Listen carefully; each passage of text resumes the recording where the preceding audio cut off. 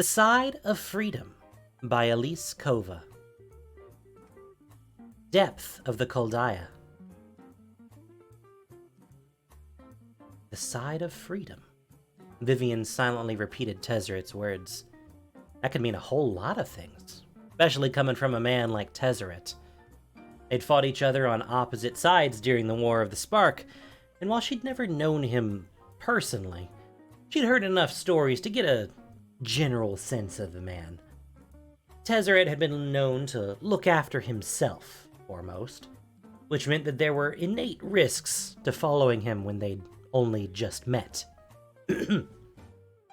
Vivien adjusted her grip on her bow, holding it out for balance as they dropped down onto a lower girder suspended across the seemingly endless abyss of red smoke and industry that was the underbelly of New Capenna.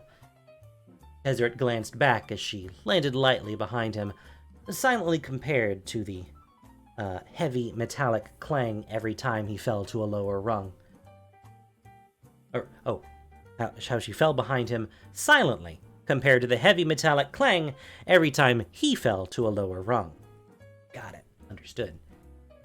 His long coat concealed most of his body, but given the noise, Vivien suspected a good portion of him was encased in metal of some kind. She was already trying to figure out the best place to shoot him, if it came to that. Do you want to tell me where you're taking me? As they retreated from even the farthest reaches of the city, the more curious Vivien became, and the more keenly aware of just how far away they now were from any other soul. Could this be a trap? You'll see soon enough, he continued down along a long girder, his gray braided hair swaying behind him. Are you always this chatty? Do I seem like the type who engages in small talk? No, he didn't. And I didn't think you were either. What do you know about me? He didn't even bother trying to sound casual. I make it my job to know things about people, especially fellow planeswalkers. Why don't we say I know enough? And that was too much.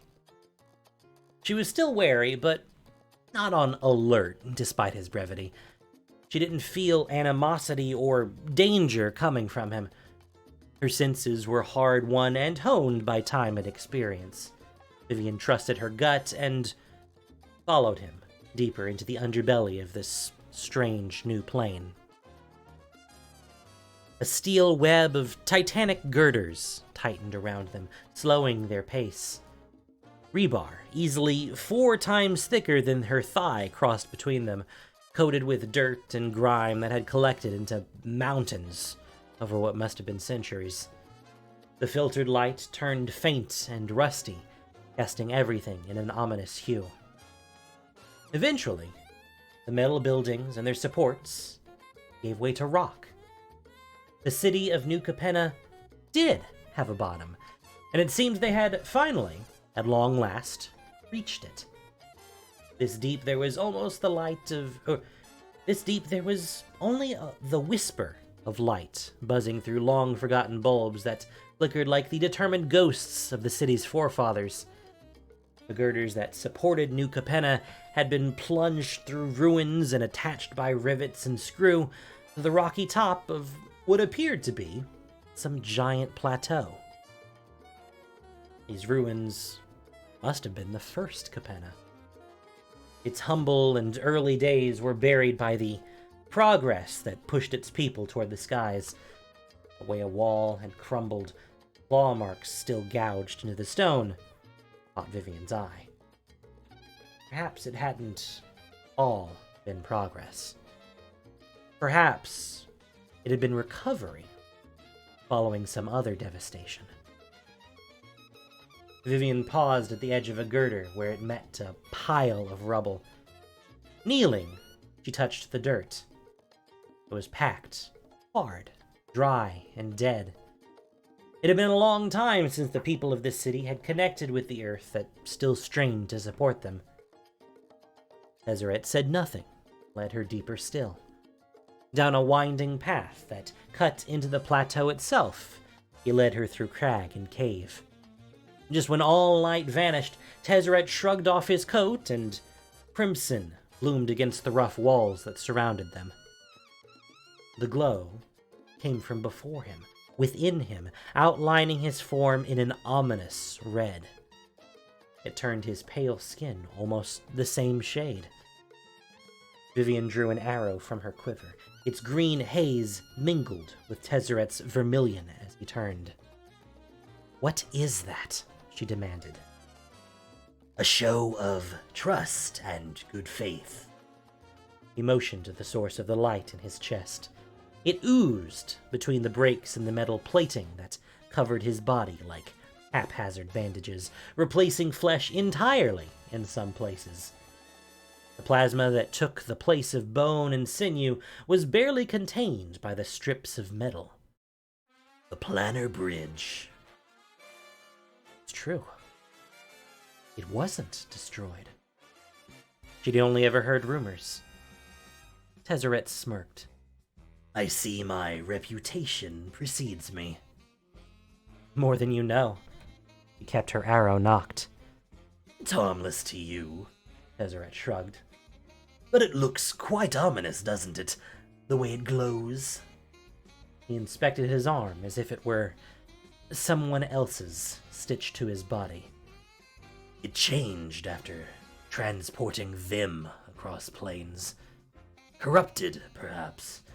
The process has become quite unpleasant for any other than myself," he mused. "Them?" "Them?" Tezzeret returned to the present. "The Praetors." "Who?" She'd not heard the title before. "The leaders of New Phyrexia." The tiny hairs on the back of Vivien's neck stood on end. "You're working for New Phyrexia?" Kaya had fought one of them on Kaldheim, and word of their presence on Kamigawa had found its way to Vivien. They were a virus, a threat, and Tezzeret their main vector? "I was," Tezzeret said. "I am. I'm saddled architect of the undoing of the multiverse. The one being who would see all life bow to and become Phyrexia by force, Elish Norn." The bowstring was at her cheek in a breath, her opposite arm outstretched. Tezzeret had the audacity to grin down the edge of her arrow. "Such sudden hostility. How will you ever make friends, Vivien?" "I'm not sure I want to be friends with my enemies." The words were rough. There was no greater crime against the whole multiverse than aiding the horrors Phyrexia was unleashing. "It is a regrettable necessity." Took the bait. In what way could working with Elish Norn ever be a necessity? "I don't yet have what was promised." Nothing Elish Norn promised you justifies or excuses occupying, violating, or destroying life. Vivien's grip tightened further. "I completely agree." That was the only thing he could have said to keep her from loosing her arrow and a whole menagerie of beasts with it. As if to make himself seem even more harmless, Tezzeret folded his hands behind his back. "I can't rightly use what Norn has promised me if life as we know it ceases to exist or if I'm transformed. But I still need it all the same." He was playing both sides. The tension in her shoulders relaxed some. He might not be an outright ally, but he wasn't solely an enemy either. Could work with it, she hoped. "My accomplice isn't far now. Urabrask will be able to tell you more." Tezzeret took a half step back. I'm afraid I don't have time to explain it all. I can't afford to linger. Norn will wonder where I am if I'm gone for too long. Vivien took a full step forward and demanded, "Tell me more about Urabrask." I'll tell you what you need to know. He's of no threat to you. In his current state, you could likely kill him with your bare hands. Tezzeret's eyes shone with the same shade as the magic swirling within him. Are you going to kill me? Or will you carry on, Vivien Reed? Her name on his tongue ran a chill down her spine. His eyes were full of power, full of knowing. Nothing about him could be trusted. Vivien knew it, and yet... Lead on. Come this far. She'd see it through. Also, can I say, the music on this is hilarious. But I'm keeping it. I'm not changing it. Not changing a thing. They continued their descent through the tunnels. At once, the space opened to a massive cavern. At the far end was a wounded beast, large even as it huddled and fought for every breath it drew through its glistening beak. In the crimson light of Tezzeret's planar bridge, the beast's body looked all the more brutalized. Its flesh had been seared off from its inorganic components with horrifying precision. Vivien could imagine that the beast had been imposing, deadly once, an apex predator. A pang of pity shot through her for its lost magnificence. Vivien, meet Urabrask, Tezzeret said. Praetor of the Quiet Furnace. Despite Urabrask's state, Vivien kept her distance, in part to make a quick escape, but also because her muscles had locked with shock. The wounded beast before her was a Phyrexian. You betrayed me, Urabrask hissed to Tezzeret. It looked like Vivien wasn't the only one who didn't trust Tezzeret. Oh, calm down, Urabrask, Tezzeret sighed. The sight of a mostly metal man shaking his head at a barely alive Phyrexian, as if the latter was a small child to be scolded, had Vivien reeling from the sheer oddity of it all. She had seen many marvelous and horrible things in her travels, but this might just be the strangest. Quite the opposite. It brought us a new ally. I've promised nothing of the like. Vivien glanced between Tezzeret and Urabrask, running her fingertips over the fletching of her arrows. If she had to shoot, she'd shoot between them, sending spectral wolves to both. You consider New Phyrexia your enemy, don't you? Tezzeret said. That was putting it mildly. You're not the only one who thinks Phyrexia's seizing control of the multiverse is a bad idea, Tezzeret. In fact, welcome to the majority opinion. Then we're all on the same side. The enemy of my enemy is my friend. Why would you be working against New Phyrexia? Vivien focused on Urabrask. She could understand why Tezzeret, an underling, a non-Phyrexian auxiliary, might work against Elesh Norn, but a Phyrexian praetor? Urabrask struggled to sit more upright, as if trying to gain some of the height and ferocity lost from whatever cruelty had been so clearly suffered. What happened to wound a Phyrexian so badly?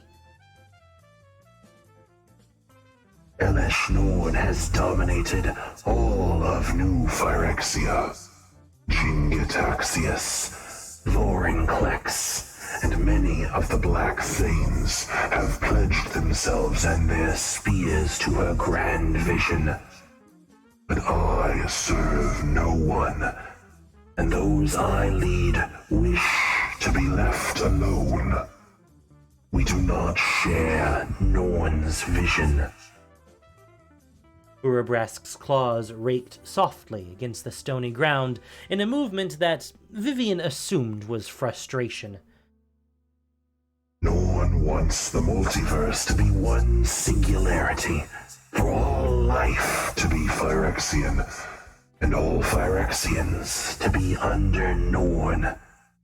We do not consider that progress. I will not give her the quiet furnace. Vivien slowly returned her arrow to its quiver as Urabrask spoke. Her better sense would have her firing on them. Kill them both while you can. Phyrexia was the antithesis to all she stood for, a twisted parody of her Arcbow's fusion of nature and artifice, but another instinct told her differently. Or perhaps it was dangerous curiosity blooming. Urabrask might be a praetor, and acting in Urabrask's sole benefit, just as Tezzeret was. But if Urabrask was telling the truth, then this praetor was also the enemy of her enemy. And perhaps there was an opportunity for some good here. Never hurt to have allies on the inside. Even better that Urabrask was uninterested in seeking out expansion at all costs. You really think you can stop Norn? Vivien asked. Yes, I will lead a necessary challenge to Norn's control. A revolution in not so many words, Vivien thought. She did find it interesting that the Phyrexian didn't phrase it as such. How will you win? Perhaps I will tell you when I know you can be trusted. Urabrask slowly slid back into a slouched position, as if sitting upright had become too much effort. You'll do us a favor. You'll do a favor for us, of course, Tezzeret said. I am limited in where I can go and what I can do without arousing suspicion. Moreover, Norn is still demanding I ferry Phyrexian troops and praetors. Can't risk being away for too long. Thus, I cannot stay with Urabrask throughout recovery from the tolls of the journey here. The Planar Bridge did this to Urabrask? Vivien appraised the Phyrexian from head to toe. It appeared the Planar Bridge was a fearsome power with all the finesse of a hatchet. What do you need? She asked Urabrask directly. Time to heal and halo. The latter is a magic substance of this plane that I need to study. Bring me halo. Be patient, and I will tell you how we will bring Norn down from the throne. Urabrask answered. A simple agreement. Vivien could walk away at any point with what she already knew and relay Urabrask's revelations to the others. But if Urabrask wasn't lying, if there was more to know for want of a vial or two of halo, you have a deal. Vivien turned, ready to begin the long climb back to the city proper. One more thing, Urabrask said, stopping her in her tracks. While you hunt for halo, there's someone else I need. Even if I had the strength to look for her, I can't move freely on this plane without suspicion. Who? Elspeth. One of your kind, planeswalker. Tezzeret spotted her on the surface, but wouldn't risk approaching her due to their history.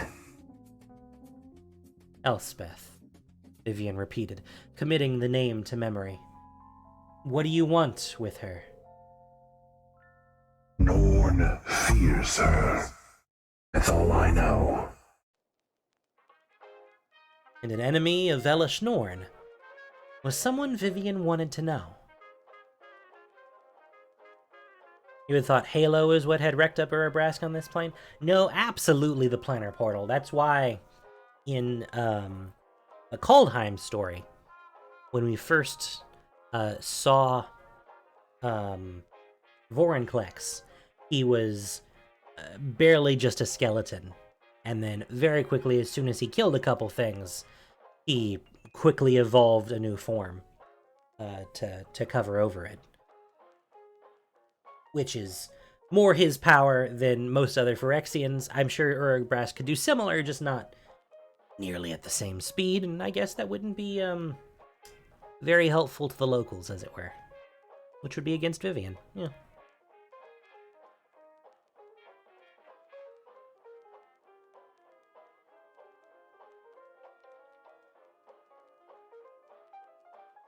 The streets of New Capenna.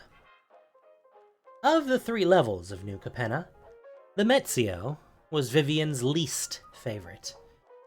The depths of the Kuldaya were laden with the haze and chorus of industry, but the constant thrumming made the city sound alive. There was a heartbeat.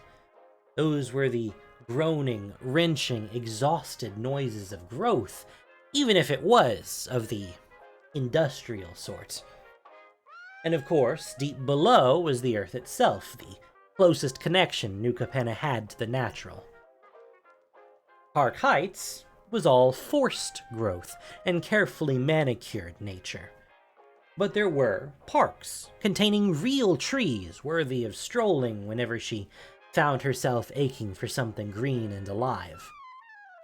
Sandwiched between them, she might have thought the Metzio would find the balance of both worlds, but it had neither. It had all the commotion of the Kuldaya, but none of the soul.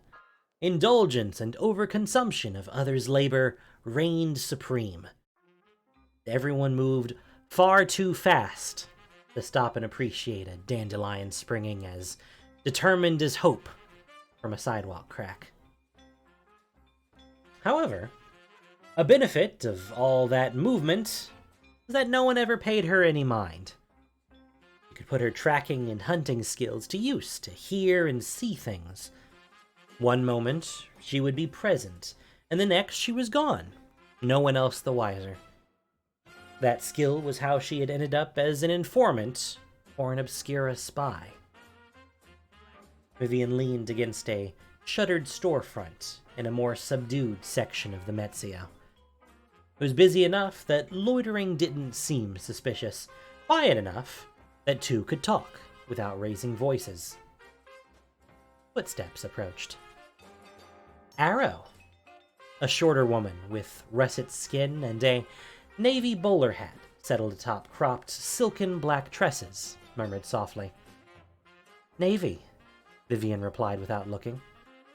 Their names for each other were intentionally unoriginal and inspired by their outfits, so they couldn't be traced. Vivien had found a striking gold and hunter green coat that offset nicely against her dark brown skin. It opened to reveal a crisp white shirt and necktie that was reminiscent of an arrowhead. Tell me something good. Navy leaned against the railing opposite Vivien and pulled out a small notebook from her breast pocket. Vivien had seen it many times. A book of secrets, she surmised. I've heard a lot of talk about the Cabaretti moving the font around regularly. Vivien had taken an interest in the font initially as a possible source of halo for Urabrask, but the Cabaretti kept it too guarded to make trying to steal it worthwhile, and, moreover, everyone in New Capenna was hunting for information about the font, which put their focus elsewhere and made it easier for Vivien to skim a little bit of halo off the top here and there without being noticed. Fortunately, Urabrask didn't want large quantities of the substance. How regularly? Daily. The woman hummed thoughtfully. Anything else? There's talk of a lounge run by the adversary. He uses it as a base of operations. This adversary had also caught Vivien's attention early on. The Obscura said they ruled the shadows, governing the secrets of the city. But as far as Vivien could tell, it was the adversary who held the real control. Oh, the Obscura said they ruled the shadows. Got it. I understand. You know where? Not yet. But I'll find out, Vivien lied. She'd absolutely uncovered where the adversary's lounge was, but she wasn't going to share everything she'd found, just enough to get the information she needed in return. Becoming too entrenched with the Obscura family, or any family here in New Capenna, was where Vivien drew the line. She was a visitor and a bystander on this plane. She had no interest in further meddling. Let me know if you do. Of course. Vivien pushed away from the storefront. You have anything for me? No solid avenues for any substantial amount of halo. I'd be a rich and powerful woman if I had that kind of information. I did hear that a little spot called Angel's Breath on the lower west side of town was getting a restock from the cabaret later today. Might be able to lift a bottle, if you're careful. Navy still scribbled furiously in her notebook as Vivien went to leave. Oh, I got a lead on your Elspeth character, however. Vivien halted. I hear there's been a woman taking odd jobs throughout the Metzio, mostly on the main street by the station. Seems to favor construction, cleaners, or kitchens. Simple manual labor, day jobs. Nothing steady and keeps to herself. Hard to pin down. I'd say she's likely the one you're looking for. Not too many people with that name anymore. Good luck. Vivien didn't hear the rest. She was already off, racing through the now familiar back alleys and bridgeways of the industrial forest. She stopped by every construction site she knew of, cleaners and kitchens. Just when she thought she'd lost the only possible lead she'd had, however slim it was, magic exploded, followed by shouts and screams. She burst into a main artery of the city. People rushed into her, packing toward the edges of the street as a woman darted into a side alley, some maestro enforcers on her heels. Fights weren't unheard of in the Metzio. The way the woman moved, pivoting, dodging their blows, keeping them at bay, even unarmed and outnumbered, all while avoiding the citizenry. The woman was better than every street brawler Vivien had ever seen. It couldn't be, could it? Vivien gave chase. She scrambled up the side of a building with the ease of climbing a tree and perched herself on a lower rooftop. By the time she had a vantage to see that a fight had broken out, the woman had already rendered her attackers harmless. She now spoke with an eager-looking vampire, but Vivien couldn't make out their conversation from the rooftop. Shifting onto her side, Vivien drew an arrow and fired toward the opposite side of the rooftop, where they couldn't see. A spectral squirrel shot out and promptly went skittering down the gutters, lurking just out of sight from the two. Through the magical creature, Vivien could hear their words as though she was right next to them. You'll be jazzed to know that all young family members start in the museum up in Park Heights. The vampire came to a stop, holding out his hand. Wait, there are my manners, forgive me. I'm Angelo. Vivien had heard the name whispered and had seen the museum. He was part of the maestros. The woman ignored the gesture, continuing to walk before she said, Elspeth. Vivien had found her, certain of it, but now she had a choice. Would she run right back to Urabrask, or would she first learn more about who this planeswalker was? Urabrask still was nowhere close to being healed enough to be transported away transported by way of Planner Bridge again, which meant that Vivien would still be waiting and gathering Halo for him for at least a few weeks yet. She had time to get her own read on this Elspeth character before bringing her to the Praetor. Vivien wanted to find out for herself just what made this Elspeth so special.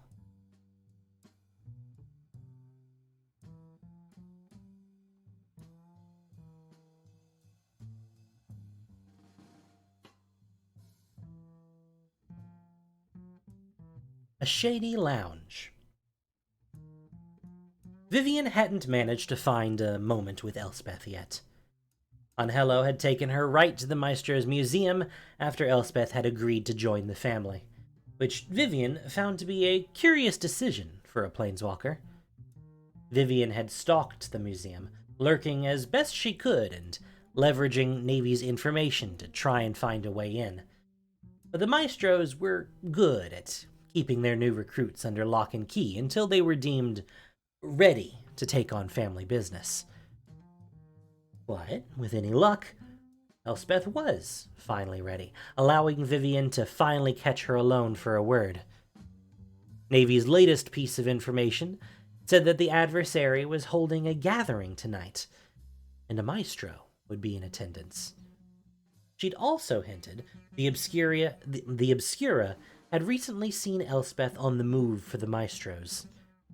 Vivien hoped against hope that the Maestro tonight would be Elspeth. It seemed a good enough mission for a new Maestro to cut their teeth on, and she could think of no better location for the adversary to meet than the lounge Vivien had uncovered as one of the adversary's bases of operation.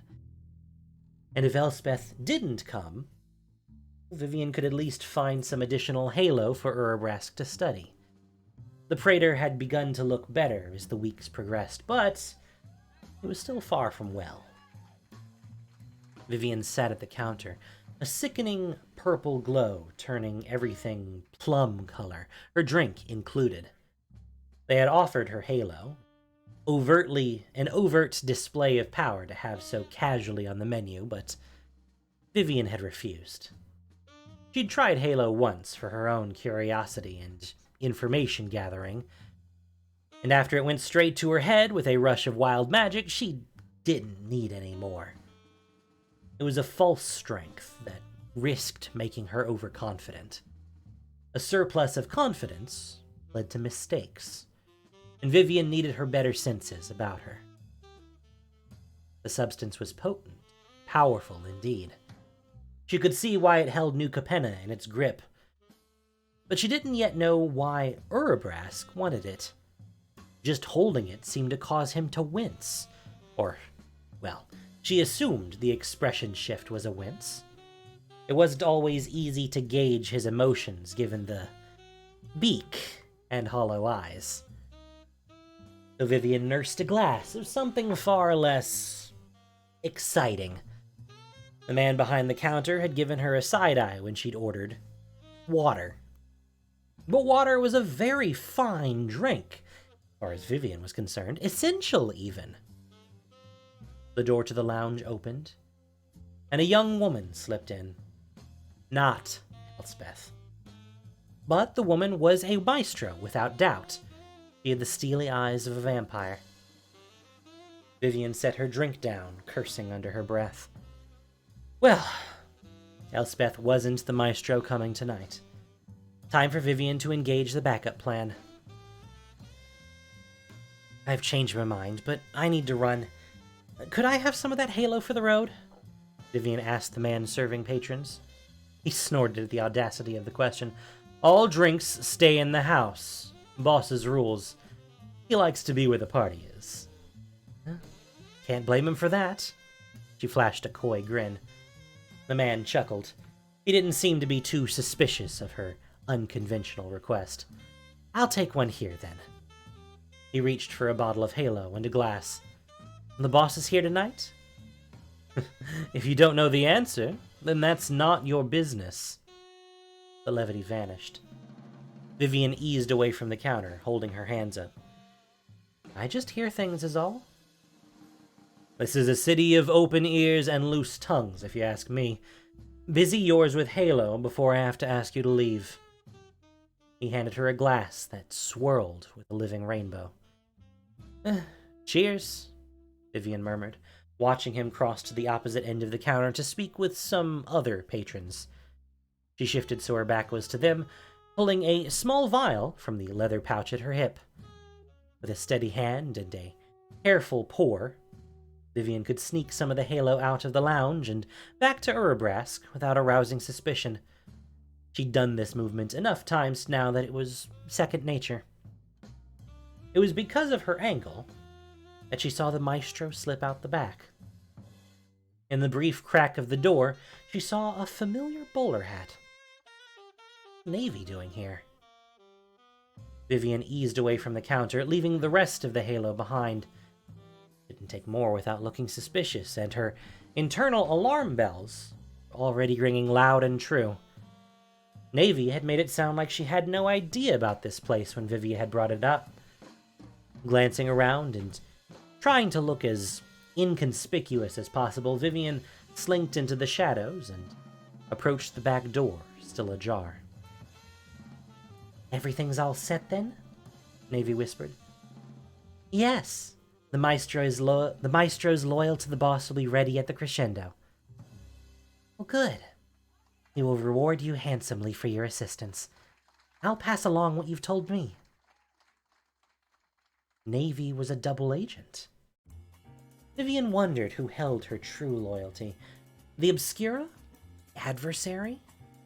Or was she like Tezzeret and only loyal to herself? Movement at Vivien's left distracted her. A black wall opened, revealing a hidden door. Men and women spilled from the room. She heard a deep chuckle echo from the back somewhere. The sound was vaguely familiar. Menacing. Wrenching. She'd heard that laughter somewhere before, but where? Her curiosity would have to wait. The lounge was filling. Too many eyes to notice she didn't quite fit in. Vivien made a hasty decision and slipped out the back door. A sharp, whizzing noise had her dropping to a crouch. A flash of silver accompanied the movement of a person lunging for her, then the reverberation of a thud as the dagger sunk into the door where her neck had just been. Navy loomed over her, panting softly, hand still on the dagger. The woman's eyes were wide with rage at being discovered. Vivien could almost smell the halo on her.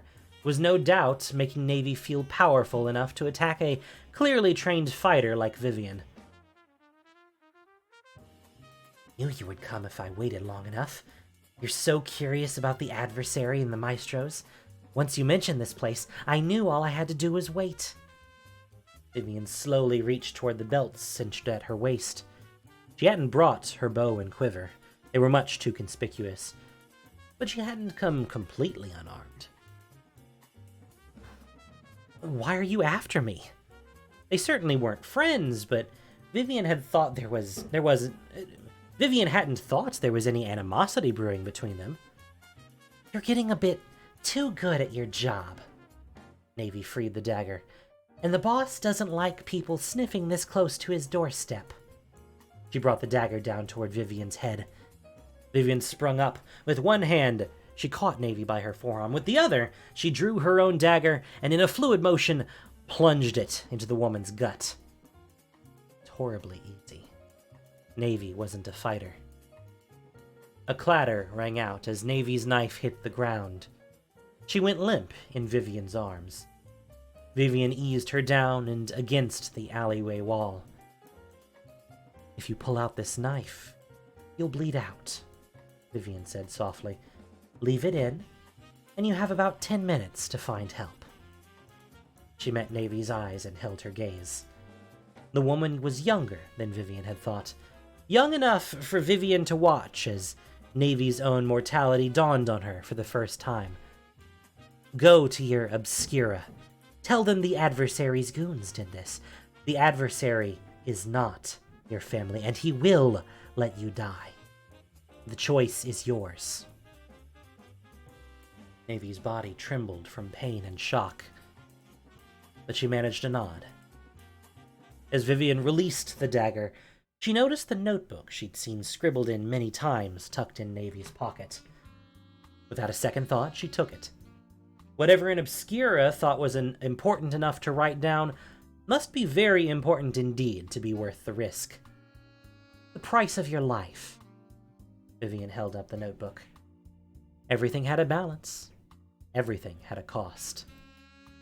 Growing noise from inside the lounge had Vivien on her feet, retreating into the night.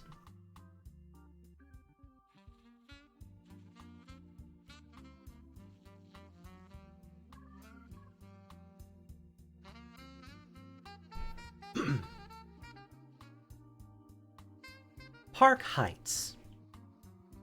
It was harder to move freely following the incident at the lounge. The adversary's roots ran deep in the hearts and minds of the people of New Capenna.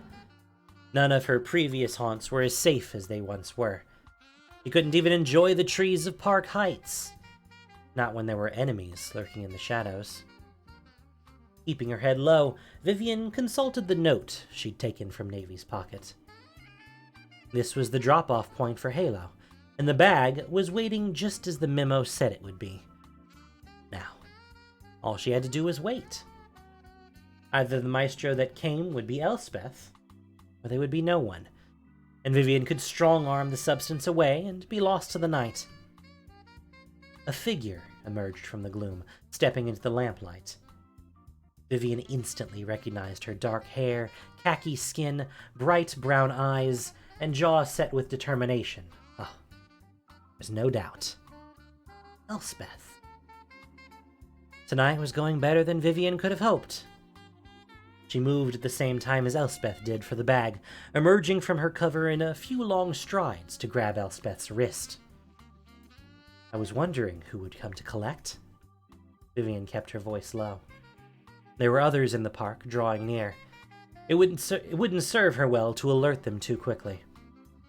I forgot this earlier, Elspeth said. Oh, she was an awful liar. Don't lie. You don't seem cut out for it, Vivien said with a slight smile as she looked at the other woman for the first time, close up, trying to determine what was so special about her by sight alone and coming up empty-handed. You also don't seem cut out to work for one of these families either. Elspeth chuckled. I have my reasons. Well, what could those be? Whatever they were, they must be important for a planeswalker to meddle in with local affairs. I'm sure you do. I'm trying to learn more about the history of this plane, Elspeth admitted. Why? It might be my home? A pang of surprise and loss shot through Vivien at Elspeth's soft sentiment. A lost home. She knew what that felt like all too well. Elspeth went on. But, more importantly, I think a threat is looming, and I'm trying to get information on it. One most certainly is, Vivien said, and we share motivations. She was surprised to learn Elspeth didn't seem to have any inkling of Urabrask's presence. But without running into Tezzeret, well, neither would Vivien. And Urabrask had said Tezzeret had avoided approaching Elspeth due to some kind of history between them. I'm Vivien, by the way. Elspeth. Vivien refrained from telling her that she'd long since committed Elspeth's name to memory. That didn't seem like a good way to endear herself. Who are you gathering information for? Elspeth hesitated. Vivien was confident the woman as a planeswalker had a greater purpose than being a pawn for one of New Capenna's warring families. But she clearly also wasn't working for Urabrask. That left... Let me guess. The Gatewatch? Ajani sent me. Are you here on their behalf as well? originally know, but you know how these things happen. We might be able to... Vivien jerked her head to the right. Her eyes narrowed slightly. Their time was running short. The goons following you are catching up. I should go before they ask questions about me. Vivien released Elspeth's wrist. But I might have some pertinent information for you on this threat. You do? Elspeth took a step forward, voice falling to a whisper. I have a lead that could prove interesting. You could come with me and... I can't, Elspeth said hastily. I have a chance to learn how the new Capennans beat the threat before. Before? What threat before? The ruins deep below with the claw marks flashed through Vivien's mind. There was more to New Capenna than what was on the surface, and secrets rarely stayed buried for eternity. I can't leave until I have that information.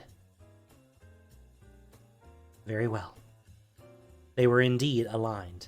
Moreover, Vivien was pleased that Elspeth seemed like a genuine person worthy of trust. I'll look further into these matters and contact you when I have more information. Why are you helping me? Elspeth asked before Vivien could leave. Before you become too entrenched in this plane's affairs, you should have all the details of them, she said with a grave note. She needed to find more of her own information before she said too much. Until we meet again.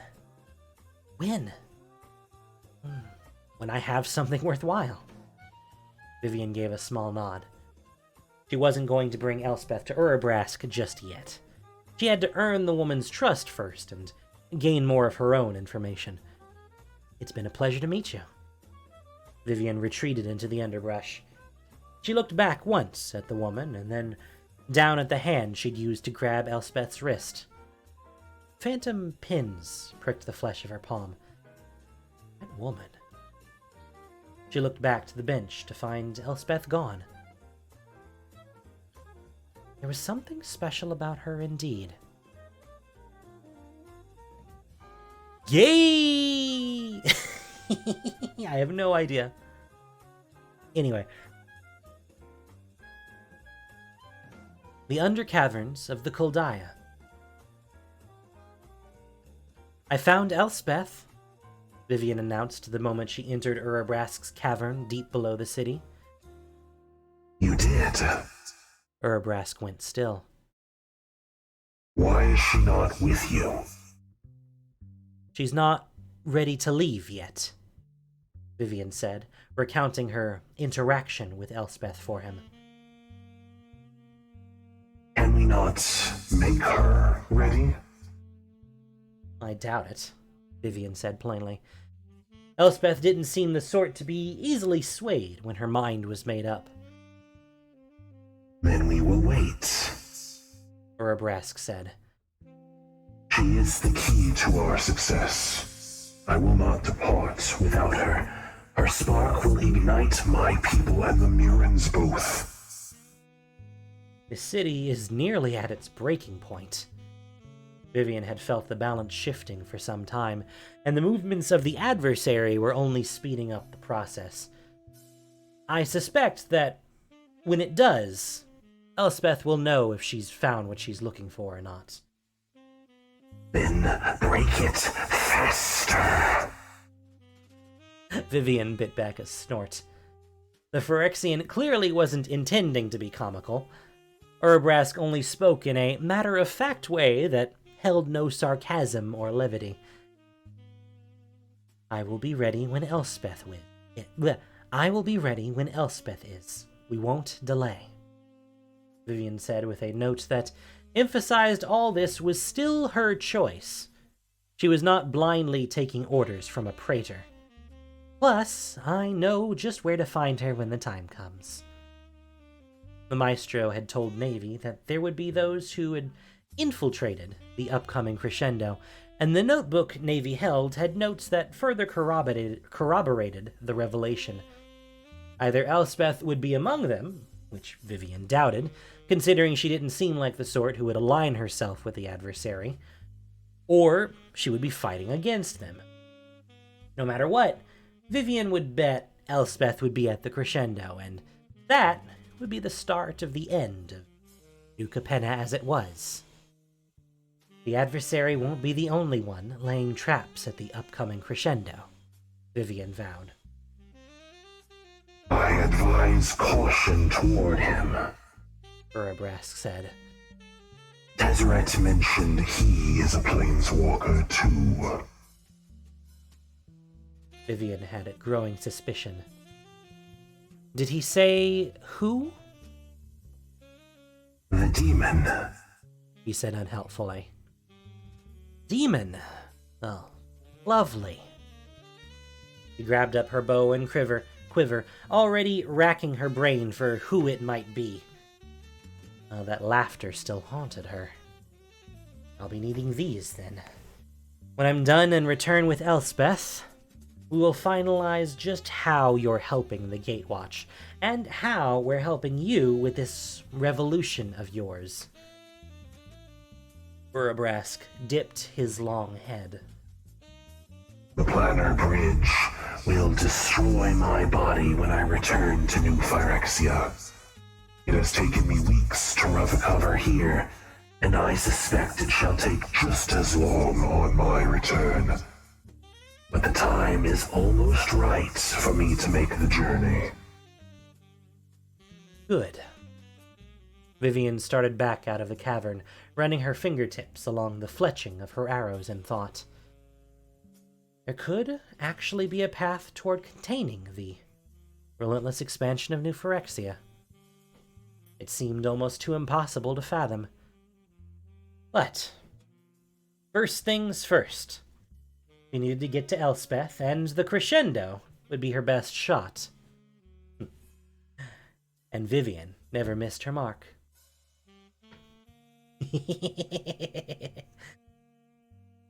Yeah, planeswalkers, they're fucking everywhere, man, like ants.